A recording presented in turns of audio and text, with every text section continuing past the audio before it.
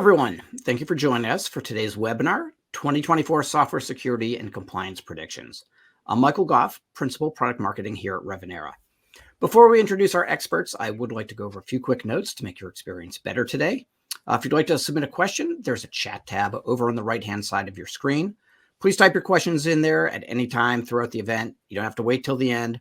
We'll take questions throughout, and we'll also pause at the end once we've gone through all of our topics to give you another chance to ask a question before we close things out. And hopefully you won't have any technical difficulties, but if you do and things happen, just head over to the chat and you can message my colleague, Jacob Ward. He's our expert working behind the scenes and he'll get it all sorted out for you. And finally, we do have some resources under the handouts tab relevant to the topics we'll go over today. So please be sure to head over there before signing off and you'll have your pick of reading material to broaden today's discussion. So let's get started. So if you're using or managing open source or third-party components, creating policies, overseeing your organization's IP, or if you're responsible for asset management or security, or if you're concerned about the quality of software solutions you're shipping to customers, then you're in the right place today. And our speaker is going to talk about that, some of the highest priority trends that they see coming in the year. They're also going to take a few minutes up front to go back in time and review last year's trends that they said to be out on the lookout for. So with that, let me introduce our speakers. Russ Eling is the founder of OSS Consultants, a business dedicated to helping organizations of all sizes manage their use of open source software. They help organizations with everything from scanning and audit services to building an entire open source program. OSS Consultants is an official OpenChain partner and offers services for both OpenChain ISO 52030 for compliance, as well as ISO 18974 for security assurance specification conformance. Before starting the company, Russ spent more than 20 years in several engineering roles at General Motors. He had responsibility for designing and implementing a successful open source governance program at GM, which was among the first of its kind in 2013, and was once regarded as among the most comprehensive OSS programs in the automotive industry. As the open source compliance officer, Russ built the open source program office responsible for reviewing software in every part used in every GM vehicle across the globe. Today, Russ and the rest of the team at OSS Consultants offer their recognized industry-leading expertise to help companies of all sizes scan, audit, and report on their software, as well as helping them to create efficient, comprehensive, and robust open source program offices. Hi, Russ. Thanks for being here today. Yeah, thanks, Michael. Thanks for the intro, and thanks for having me here today. This is, I always look forward to this annual event. Good to see you. And as the Senior Director of Product Management at Revenera, Alex Rybak is responsible for Revenera's product strategy. Alex also heads up Revenera's open source program office and is a member of the internal cybersecurity and incident response team. Alex led Revenera's efforts to obtain OpenChain's legal and security certification, and he's been in the open source software supply chain space for more than 18 years. Welcome, Alex. Thanks, Michael. Good to be here. Russ, good to see you again. Likewise, Alex. All right. So, gentlemen, let's kick things off by looking back on the trends you highlighted almost a year ago. Alex, you want to get started? Sure. So, as Michael mentioned, we'll do this in two parts. We'll do a quick look back into a year ago and what we're thinking for 2023. Then we'll turn the page and look at what we're expecting to happen this year. So, Russ, why don't you kick us off with number one? Yeah, sure. So we said last year, we said comprehensive tooling solutions would become the norm for software supply chain management. So we kind of said this prediction was a bit of a wash or a net zero. Best of breed tooling is still important for certain industries. You could sometimes spread the risk across multiple tools or multiple vendors, which might require multiple data points to trust the results according to your levels of risk tolerance. But as development teams continue to reduce the universe of repositories for managing dependencies, they look for more of best of breed tools for their ecosystem rather than a one size fits all. Yeah, and we're seeing this from our customer base as well. We saw some kind of desire to consolidate and have single vendors that do lots of different things. We've also seen the exact opposite, where somebody is working in a particular ecosystem. So NPM, for example, or Ruby, they look for tooling that is best equipped to handle that ecosystem. And in many cases, there's multiple redundant tools being used. Just have multiple data points and be able to overlay results and make sure that there's confidence in the results coming out of the tools. So a bit of a wash on this one, but it's definitely something worth keeping an eye out for, as what vendors people are selecting and what are the key requirements they're looking for. So second one, shift from internal to external proof of compliance. So this is a trend we've been seeing for a few years now. We definitely, from Revenera's side, have seen more of this. Really what we're talking about is kind of the inflection point in SCA from things that were best practice, things that you were doing because your competitors did it, things maybe you were doing because at some point you got in trouble from a legal or security compliance perspective, and you beefed up your program to kind of increase the chances of not encountering that again. The big shift that we're seeing is external regulation, really driving kind of the next generation of compliance programs. So we see more requirements from industry, governments, and in turn customers. If you happen to be in the middle of a supply chain and a customer of your customer is selling to the government or military or foreign governments, then they're going to impose requirements upstream to all of their suppliers so that they are able to comply with the regulations they have to comply with. So it's not just you alone in the universe. You got to look at whom you're taking things from, whom you're selling to, and then keep going downstream to understand who's the ultimate end customer. We also see, as a result of this, we're seeing new teams being established. So we've seen teams that are kind of cross-functional tiger teams, if you will. So there's typically an engineering representative, you got legal, you got security, you may have release management, you may have a risk person. So ultimately, we're seeing more burden shifted to this team as the front line of kind of corporate compliance perspective.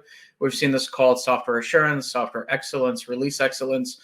And this creates a bit of a buffer for engineering, so it protects them from lots of disruptions. But ultimately, there are stakeholders from a representative from all the stakeholders that ultimately benefit from an open source compliance program. And this team is in the front lines to be able to facilitate all the work being done by all the teams that roll up into there. Anything you want to add to that, Russ? Just we're seeing obviously similar. I'll keep it short. So we're seeing some of our clients, the organizations they provide software to are driving a lot of this because of regulation. So it's not just regulation. It's also organizations impacted by those regulations that are driving that requirement further downstream. Yep. Okay, number 3, consolidation of ideas and players in security space. So this was a bit of a guess, right? This is a little crystal ball moment last year where we just saw in 22 just an explosion of security vendors.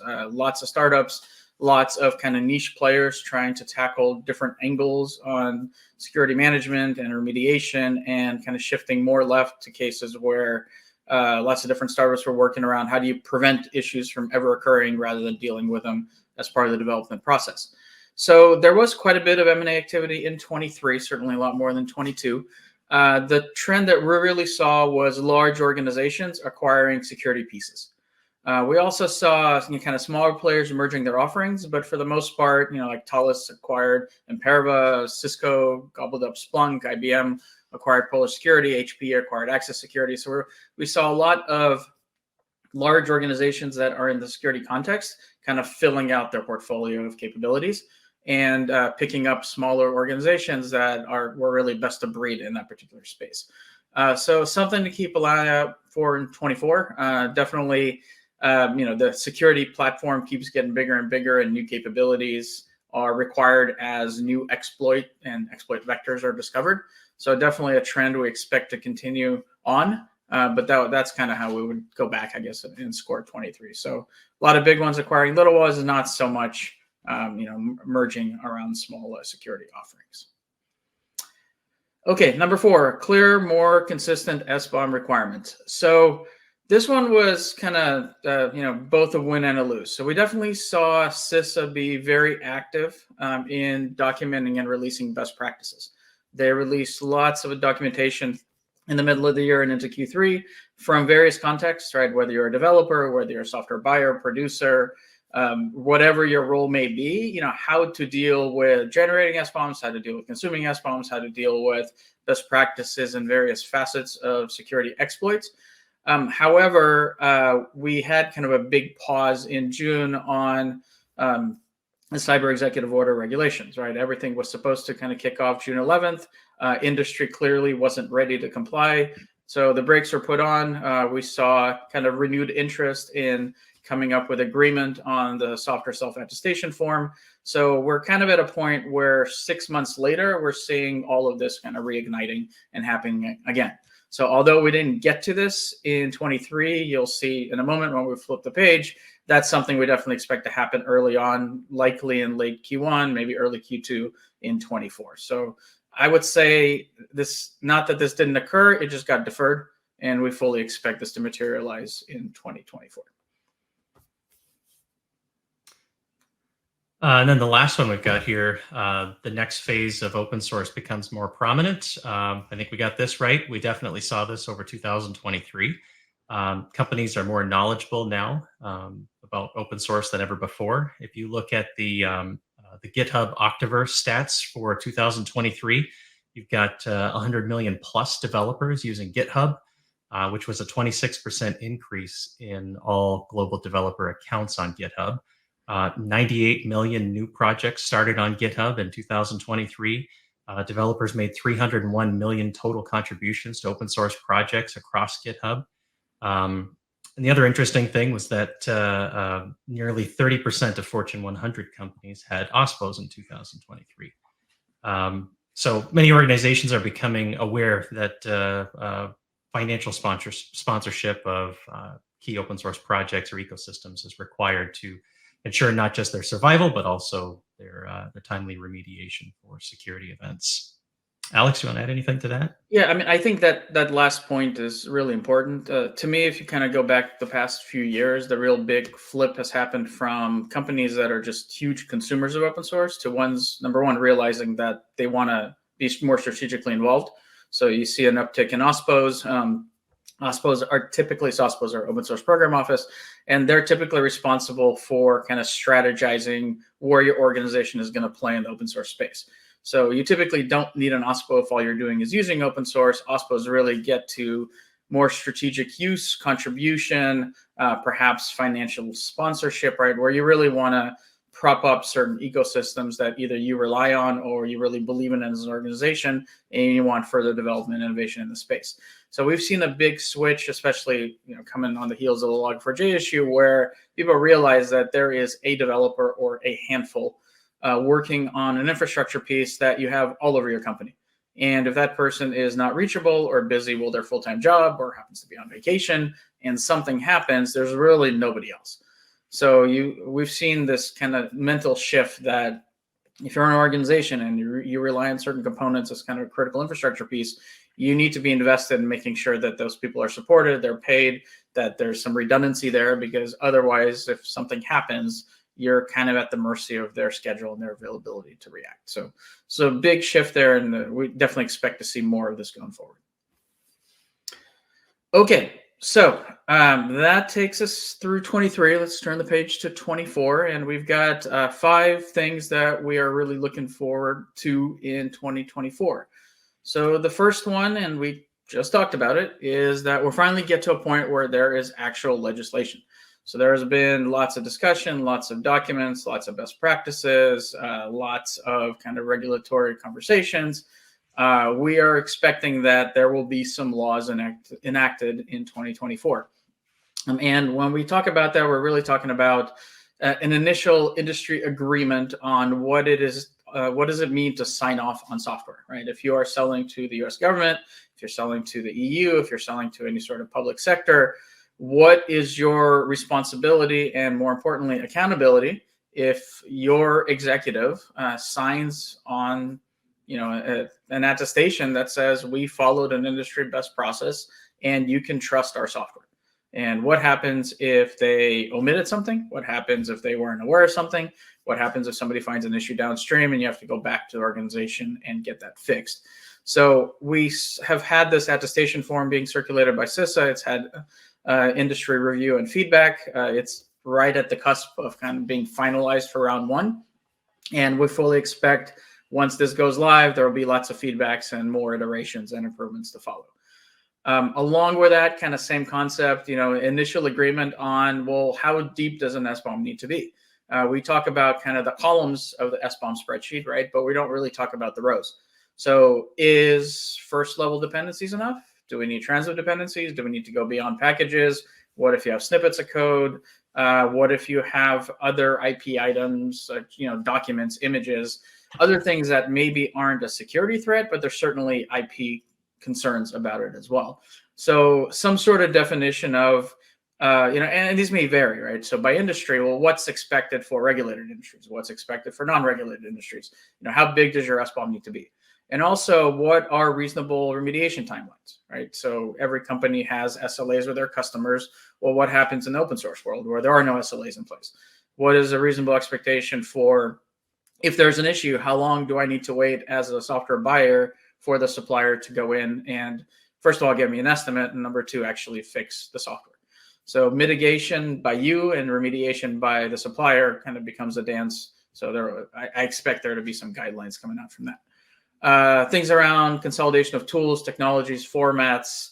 Over time, for example, I fully expect SBOMs to kind of gobble up all the other license obligations. So today we do third-party notices, we do third-party source distributions.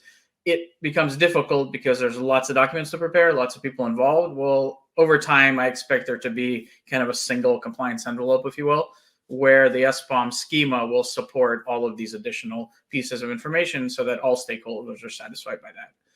And then also kind of a consideration of standard of care, right? What's the level of depth of analysis required for certain industries? If it happens to be automotive or medical devices or critical infrastructure, clearly that requires you to take a deeper look than if you have a, direct-to-consumer widget that you're selling, right? So kind of all those things have been discussed, but there really hasn't been lots kind of written down as requirements in that space. So during the first, 9 months or so of adoption of all these things, we expect lots of discussion, iteration, and overall improvements in the space. Yeah, so continuing on with kind of the SBOM theme there, I think 2022 and 23 were more about learning how to generate SBOMs within an organization, which many found out was like herding cats to pull all the information together, despite the minimum subset of elements. So I think several companies started receiving early or initial SBOMs last year. At least that's what we saw in our practice, which was great, but it left many of us asking, what did you do with the SBOM you received? And oftentimes the answer was they weren't doing anything with the SBOM because there wasn't yet an internal process for what to do with the results, beyond perhaps running it through an SBOM validator. So I think the main focus was on being able to generate an SBOM, and things will have to change or mature a bit for 2024, and we expect this to happen, especially for certain industries like automotive and medical devices, like Alex was mentioning, just due to the increased level of depth required. We'll have to go beyond basic formatting validation, obviously, and progress to doing something that's more effective with the data that we're receiving. For example, what does security or license compliance risk look like when we combine SBOMs for a given product or platform? We'll have to have internal processes defined to handle that. So those new processes will also need to account for some kind of proactive monitoring for when the new vulnerabilities are discovered in an SBOM. And then what do we do when it's discovered in an internal SBOM versus an SBOM we received from a supplier? Legislation and SBOM experience and maturity will drive more organizations to generate more SBOMs or more frequently, potentially with every release, as opposed to receiving an initial SBOM for a given product. Eventually we'll need to have larger processes and automation to handle this. I'm not sure we'll get to SBOM automation at scale in 2024, since there's still several elements that require human intervention. Alex was talking about the columns and rows. If we could talk about the elements for a moment. We've seen SBOMs that have contained additional elements like repo ID, which technically meets the SPDX or Cyclone DX formats, but they're outside of the defined minimum elements, the SBOM minimum elements. You could also have missing minimum elements like a component without a version. Another common difficulty is invalid license ID or license expression. So all of these scenarios are going to still force some level of human intervention in order to resolve them. So I mean, overall, we're expecting most or many organizations and industries to mature their SBOM processes, which will result in the continued investment and resources to support the SBOM efforts in 2024. Yeah, and you just kind of jog my memory on a couple other things. So we're definitely seeing another topic around kind of concern of IP leakage by sharing SBOMs, right? So everybody's still sitting around going, okay, if I send you my SBOM, am I not giving you a roadmap on how to hack my product or how to attack my cloud offering, right? So there's definitely lots of discussion and debate on, today, are we sending an SBOM with an NDA, right, to kind of protect ourselves? Well, clearly you can't do that at scale if you've got thousands of customers. So do we build a portal where there's kind of entitlements built in and there's access control lists and you get to see real-time SBOMs, you don't get to see other product SBOMs you haven't bought? So all these things are kind of being discussed and debated across our customers. The other topic is really, do you really need a full SBOM if you are buying software from somebody, or do you need kind of a red, yellow, green indication of the entire product? Right? In reality, if you are a software buyer, you're not going to fix these things yourself, right? If you find a security issue in an upstream piece of code that you purchased, then you're going to go back to the vendor and give them the information and expect an update. So do you need to see all 2,000 items, or do you need to see, are there X items that are red, and that's enough to push back and say, no, this does not meet our policy, right? So it's really kind of how much data needs to be shared and how deep does it need to go, and what happens when this is at scale and you're working with somebody who has a cloud offering and their build happens 10 times a day, right? Are you expecting to receive kind of a refresh 10 times a day, or do you do it every Friday? Do you do it once a month? So all of these things are still yet to be kind of crystallized as best practices. So this, I think, is going to be a really big year on kind of the spec on how to get to scale in the future, and working through all these use cases and really making sure you get value from the SBOM, not just a checkbox that, yes, we received one and now we feel secure, when you haven't really parsed through it. Okay, moving on. Number 2. So Russ, I'll hand this one to you. Yeah. So exponential growth in AI-generated code. So I recently heard a term for a new kind of pandemic that's sweeping the development community. A client last week said his team had been infected with AI fever. I mean, the expression is pretty consistent with a recent GitHub report that we were referring to earlier. So they saw more than twice the number of generative AI projects by June of 2023 than in all of 2022. So obviously we expect that trend and growth to continue in 2024. So what can we do to prepare for this additional growth? At a high level, ensure you have some level of controls in place and that they're updated as needed. Use SCA, or software composition analysis, scanning products or managed services to detect the use and partial use of reused code. Policy is important, as is promoting good behaviors. I don't know if it's realistic anymore to have a policy that says no generative AI at all, but I'm sure the companies that do, they have valid reasons for doing this. Let me touch on some of the considerations for managing use of generative AI. So managing license compliance with AI-generated code is new-ish ground, and it's presenting challenges not fully considered by some organizations. So for example, some AI solutions, or many AI solutions for developers, don't currently disclose information about the origins and licenses of the source code that they produce as an output. So even if these AI systems were trained using only permissively licensed open source, which is an argument I've heard, there are still licensing obligations that need to be met, even if that means you only need to reproduce a copyright notice or a license file. But how would the average user be able to comply with the licensing obligations for source code in an AI's output if they don't know who the copyright holders are or what the license terms are? So, interestingly, or perhaps correspondingly, we've had a marked increase in the number of requests for us to assist with detecting use of AI-generated code over the last several months. So from our perspective, we treat AI-generated code similar to how we would treat something that came from Stack Overflow or any other copy paste source. So this generally means that we're running a scan, we're looking for snippets or other evidence of open source that might require attribution or other licensing obligations. This can also carry over to some of the SBOM concerns that we spoke about on the last slide, if provenance and licensing of source code that was generated by the AI system are unknown, since the users wouldn't be able to generate an accurate SBOM. And then it also leads to potential inability to track any security vulnerabilities. So as organizations adopt AI technology, I think we have to carefully assess the code that's being pulled in, particularly in safety critical and regulated contexts. Alex, do you want to add anything to that? Yeah, I've got lots of thoughts in the space. So I kind of, if we backtrack a few decades, right, we kind of had our first speed bump with, Salesforce, right? I'm not going to put my financial data in the cloud. My company will cease to exist because everyone's going to steal my data. Then go back, 20 years or so, we were seeing policies that say we absolutely forbid the use of open source at our company. We're 100% proprietary. We're not going to use any open source. And then you're at a huge disadvantage compared to your peers or your competitors because, well, they are leveraging open source. So we're kind of on a third speed bump now, which is AI.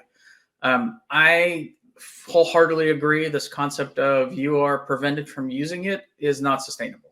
You got 100 developers on GitHub. 92% of them are using AI coding tools both inside and outside of work.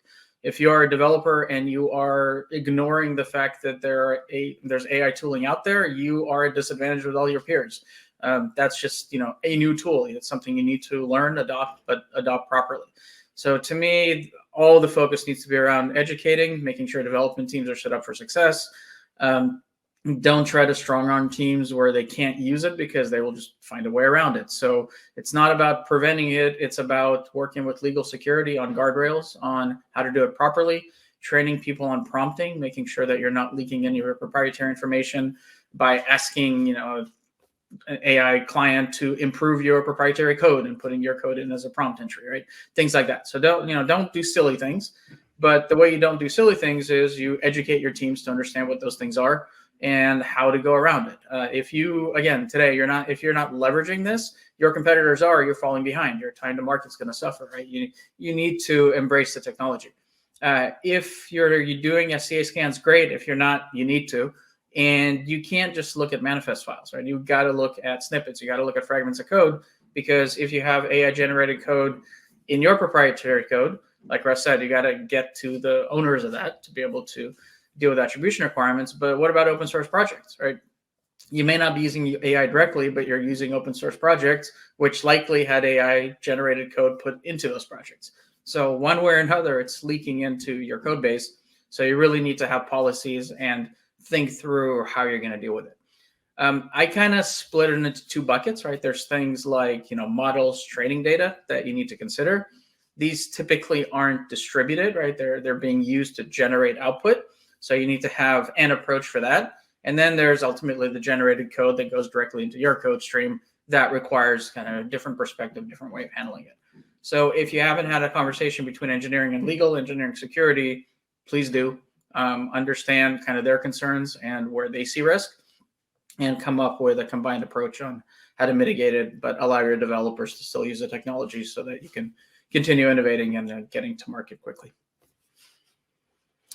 Okay, number 3. So Russ, I think this one is yours too. Yeah, so shift left in automation becomes required solution capability. Feels like we haven't heard the term shift left in a while. I think there might be a little bit of developer fatigue around the term, possibly also because there's been an increased focus on automating. So most often there's way too much code that we're working with, and the majority of modern developers are they're already overburdened with tasks. So it becomes almost impossible to expect developers to balance all the responsibilities that industry is demanding. I mean, let's face it, no one has room for additional or unnecessary manual processes. So automation, or maybe automating left, is definitely something we think we'll see more of in 2024, with the ultimate goal of moving from early indication of security concerns to prevention of these concerns. But it needs to be manageable. So, you have to balance the right amount of risk. So broadly, for those that are unfamiliar, maybe unfamiliar, the shift left approach aims to discover and resolve bugs or a compliance issue as early in the development cycle as possible. So this generally increases software quality and then decreases time spent later in the pipeline correcting those errors.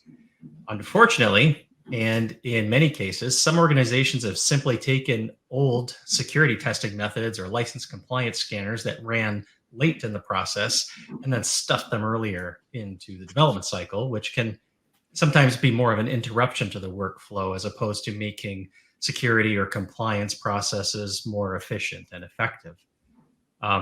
Whatever your stance might be on shift left, you can't deny that we're using a lot of software in our products and services. So our position is that you should still be looking for what we call big rocks, like security vulnerabilities or compliance issues early.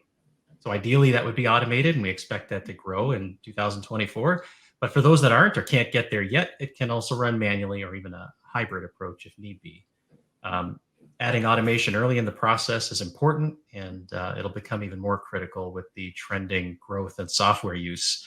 The amount of code is just going to be too big eventually to identify everything manually prior to a release. That said, most of the tooling in the marketplace loses some level of granularity once you integrate with a build system for automation. So there might be some trade-offs to consider, which also ties into what we said on SBOM and AI prediction from the last couple of slides. So there's still a need for a human to manually review certain elements or in certain scenarios, whether that's an unexpected element on an SBOM that fails an automated process or a snippet of copyrighted code generated by AI that requires review. And so perhaps a blended or hybrid approach is more appropriate, where you have automation combined with manual review when necessary. We've been taking this kind of hybrid approach recently with a few clients. So where you use a less granular scanning automation along with a periodic forensic level scan and audit that might require more manual or human effort. So you might not capture every new snippet in automation with each automated scan after that, but that might mitigate enough of the risk to enable the efficiencies gained. Another approach might be to use either two different tools or perhaps one tool with two different profile deployments for scanning. So one in the build pipeline that's less granular or with a less granular configuration.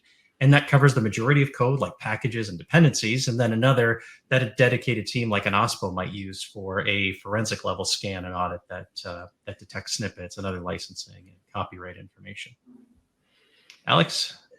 Yeah, so when we talk to customers and prospects, we kind of hear three things. So we hear that they have less people available, either in general because they've unfortunately had layoffs, or just people can't be bothered, right? They're fully burdened.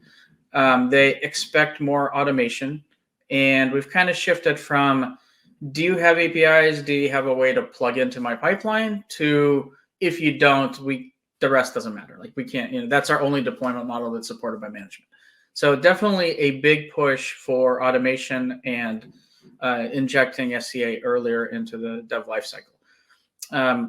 I was listening to kind of the GitHub annual meeting, and Mike Hanley, who's their CISO, essentially kind of the theme there was that we're really moving and redefining shift left to prevention, right? So we're not going to try to catch things early. We're going to do whatever we can at the point of code injection to ensure that the developer either doesn't make a mistake or is immediately alerted to if they do and can course correct before checking in code. So we're not expecting our pipeline to catch things. I mean, we are, but not as the primary kind of piece of data. We're expecting to kind of identify and redirect developers right there. So we avoid checking in anything that's bad. So I think the point Russ made about kind of multiple layers is spot on, right? We saw a lot of our customers kind of over automate to where they had this false sense of, well, we're doing everything early, we're scanning, we're getting clean reports, but those scans didn't catch everything. So then later on, a customer comes back and says, hey, we did our own scans and we found an issue that didn't pop up as part of your automated scanning.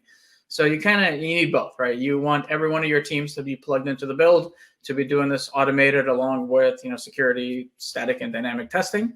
But you also need kind of a back-end process that goes deeper. Perhaps it's at a reduced frequency, but you do need a human involved in the process at some point to make sure that you're not missing things. And again, this varies by teams, varies by industry.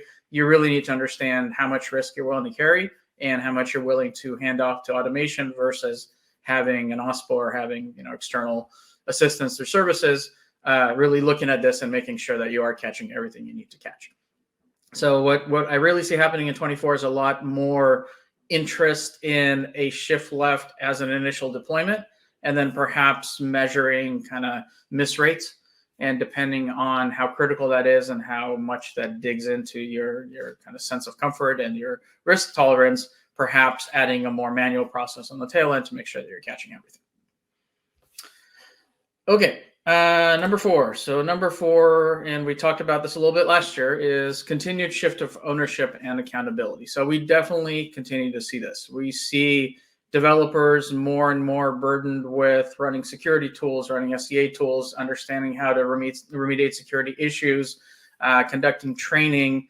So we're seeing less and less percentage of daily work time being dedicated to innovation, right? So these teams really need support. So one thing we started seeing last year and continue to see is, as I mentioned earlier, kind of this formation of new teams. So software excellence, software assurance, release excellence, where we've got a cross-functional team where every role as a stakeholder is represented. And these teams are put there as essentially a shield to engineering. So engineering doesn't get interrupted every time there's an issue that comes up. If you are a software supplier and you're selling to thousands of customers, well, each of these customers have their own risk management program. They're likely going to scan the software you sell them. What happens if 500 of them come back with an issue, right? Your developers will never get out of tech debt and security bug fixing. So we see almost the equivalent of like a customer-facing engineering team being set up in the compliance world. As Russ mentioned, we got about 30% of the Fortune 100 companies have formed OSPOs. That's great, right? They're now open source is being done strategically. It's not just let's just ad hoc and react to what we're seeing. We personally are seeing companies that, we have an OSPO, kind of a SPO maturity assessment up on our website. So if you haven't taken it, go ahead. You'll get some great insights by answering just a few questions. But the results were very kind of biased towards the low end. Either companies didn't have a strategy and process in place, or they are still kind of figuring out what is the appropriate investment on their end. Do we need a single person OSPO? Do we need everybody represented? Do we need to go outside the company for help? So that's a place where Russ's firm helps out. So I'll let you kind of talk about managed OSPOs, but we definitely see a need for someone to own the process. It can't just be left up to every single product team operating independently and hoping to achieve a common outcome. Yeah, thanks, Alex. And let me give a little background first, and then I'll briefly touch on potential options for companies. So like I mentioned on the last slide, organizations are using a lot more software in their products and services, and it's become impossible to expect developers to balance everything, all the responsibilities that have been replaced on them over the last several years. I said for many years that we shouldn't expect developers to become security and license compliance experts, especially on top of everything else they're expected to manage and deliver. And it certainly doesn't make sense to put your best or most productive developer on chasing license compliance issues, which happens in some companies. So clearly, neither security nor license compliance obligations are going away anytime soon. They only seem to be increasing.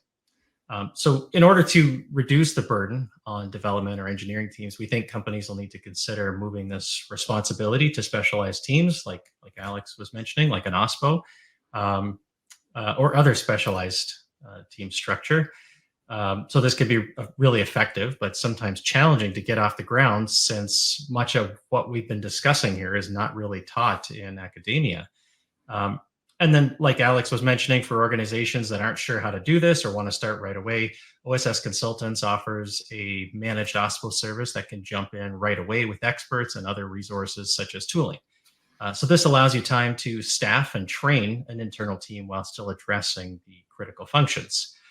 We also do this longer term for companies that aren't necessarily interested in a dedicated internal team, and also for some that aren't large enough to warrant a dedicated internal team.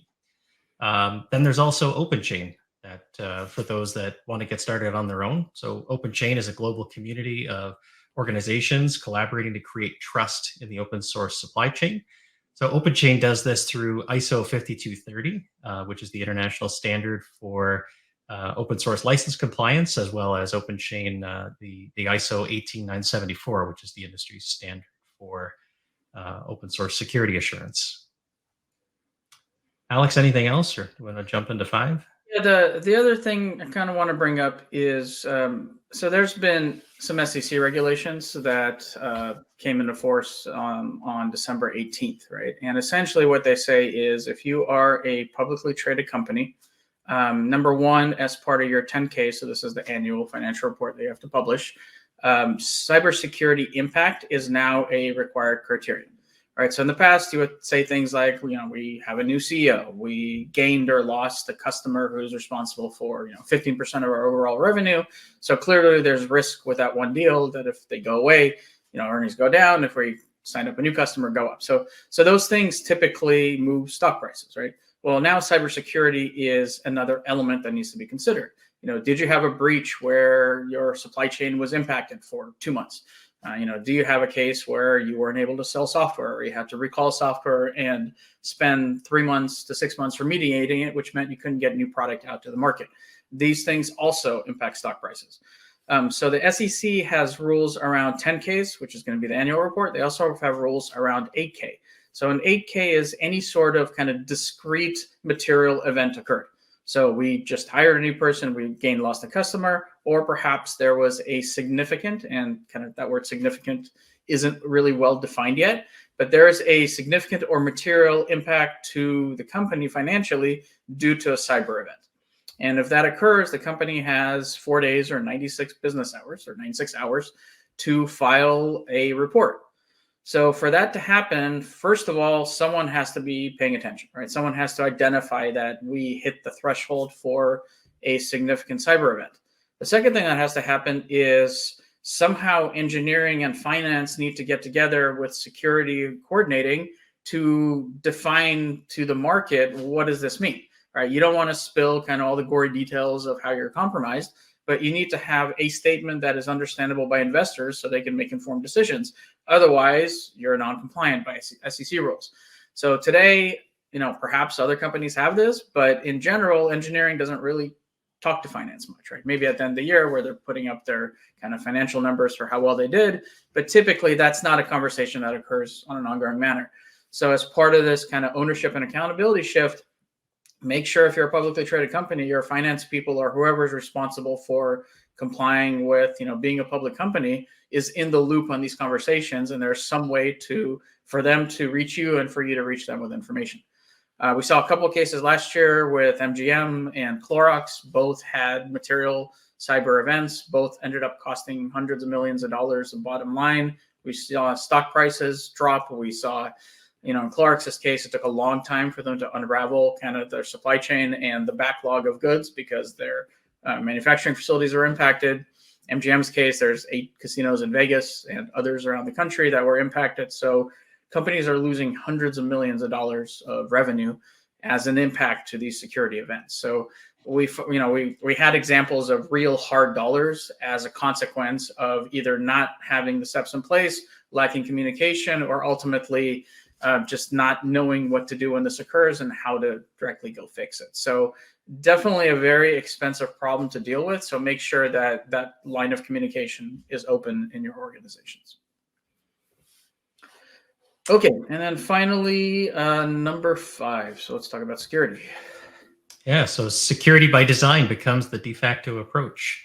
So historically, organizations have relied on addressing vulnerabilities discovered after customers have already begun using products, which then requires users to apply the updates on their own. So only by implementing secure by design methods can we stop that loop of producing and then applying the security solutions. So products that are secure by design are those where the security of the customer is a core business goal, not just a technical feature. Secure by design products generally start with that goal before development even starts.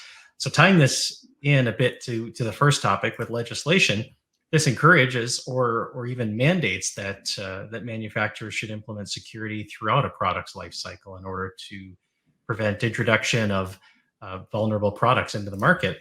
And we'll go a step further and say we think security by design will become the de facto approach in 2024. So this type of approach is used in the development of new technology products and the maintenance of current ones, and it can significantly improve customer security, their posture. It reduces but doesn't eliminate the likelihood of compromise. Secure by design principles not only improve customers' security posture, they also reduce the long-term maintenance and patching expenses. So unless you're a startup, you're likely dealing with lots of legacy code. So you might find yourself having to possibly bolt on security as opposed to designing it in, at least for the legacy portion of that code. And the last thing I'll say about this topic is, the best time to build security in was when the product was first developed. The next best time is right now. So the sooner you do it, the better protected you are. Alex? Yeah, and this is a super obvious thing and an incredibly difficult thing to do, right? The way I kind of look at this is, typically when products are shipped, they're kind of shipped with the default configuration, right? So you got default ports, you got default passwords, you've got, secure transport either turned on or turned off. And then this product gets installed by the customer, and then you have the call that says, okay, now let's harden the product that's been installed. So the whole kind of concept here is it should be shipped as hardened as possible, right? Like we want everything on. We want all like the most conservative deployment possible. And then you work with a customer on the inverse, which is, well, do we need to back some of this off? And kind of the reason for that is you just don't forget to do this, right? If anything, you're overprotecting, and then over time you back off where not required, versus forgetting to change the default password that gets hacked, or a default port, or forget to turn SSL on. Suddenly you've got unencrypted traffic running between the product and the client. I've had kind of the luxury, or I guess the privilege of working on a product that's been over 10 years old with lots of different developers touching it, as well as bringing a new product to market ground up. It's clearly a lot easier to do this when you have a brand new product being brought up. Start with threat modeling. You think through all possible exploit scenarios. You architect properly. You put controls in place.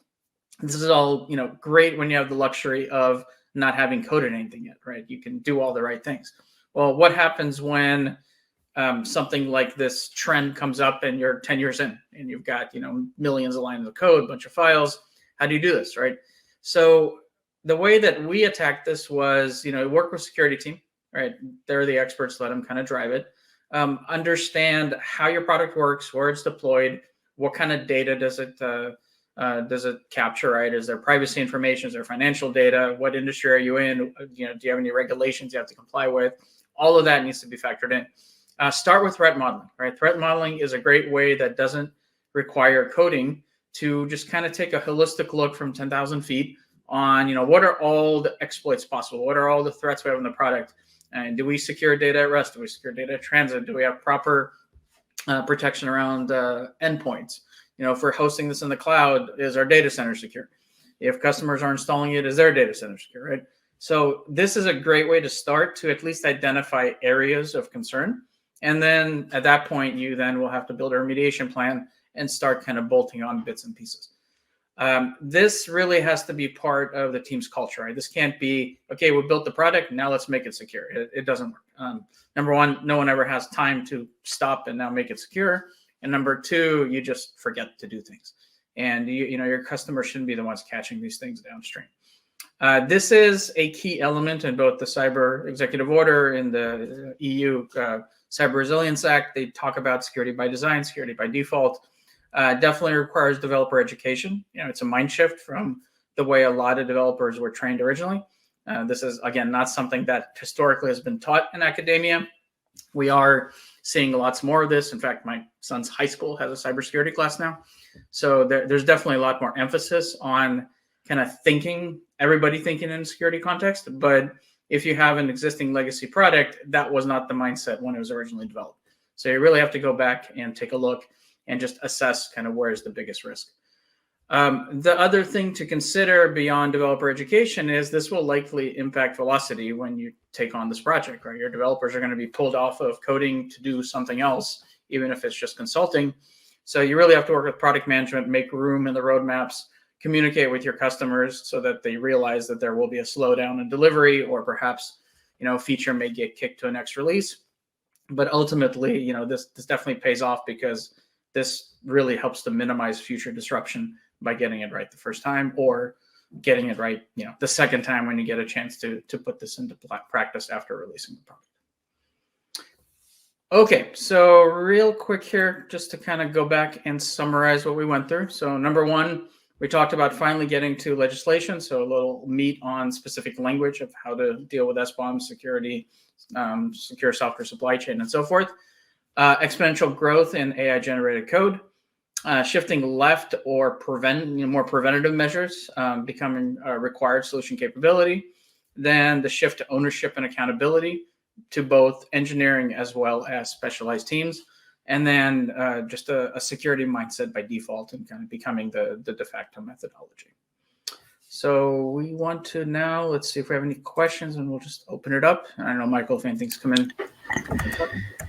Yep. So we did get one question sent to me. The person says they're in an industry that's impacted by the cyber regulations. Where should they start, and what should they be doing? Sure. So I can start there. I'll let Russ weigh in.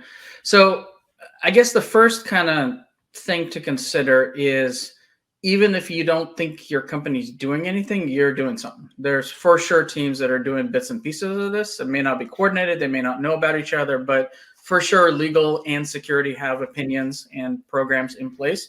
So to me, the very first step is kind of take inventory of what's there. Right? Don't start with a blank page, brand new people, assuming there's nothing being done. Likely, if your company has acquired a bunch of companies, they've all got tooling. Every engineering team, bottom up, kind of has their tools of choice. So everybody's doing something, right? The goal is to maybe not so much control how they're doing it, but maybe focus on kind of consistent outcome of all the different tools. Let teams start off by operating autonomously, right? Don't put too much control on, we're going to use this tool at this time at this frequency, but more of, with each release, we'd like to have this information available, and kind of then back into, okay, now let's look at common tooling and so forth. Certainly, security has some sort of security framework in place. If they don't, I would definitely start there. You don't want to do this ad hoc. There's, NIST has a secure software development framework. There's lots of different security frameworks out there. Your CISO certainly should be aware of this. If you don't have a CISO, go to your VP of engineering. Talk to CFO, because ultimately they own risk. They should be able to direct you within the company of who's responsible for controlling that. Make sure as part of that, clearly you're doing SCA, SAST, and DAST, right? You need to look at open source. You need to look at the code your developers write. You need to look at how your product functions when it's running, and are there any exploits available there. Policy, that's kind of step two, is make sure you have a policy around open source licenses, policy around AI, right? Because at this point, every company's using it, so make sure that you consider it. Policies around security remediation. Who does it? How long do they have to do it?